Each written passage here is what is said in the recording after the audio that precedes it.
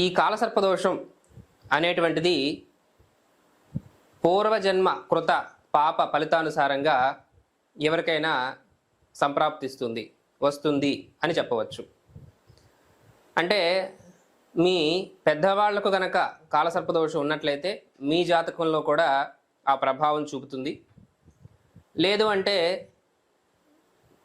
మన యొక్క పూర్వజన్మ కృత పాప ఫలితానుసారంగా కూడా ఈ దోషం అనేది మన జాతకం నుండి కూడా మొదలయ్యేటువంటి సందర్భాలు కూడా ఉంటూ ఉంటాయి.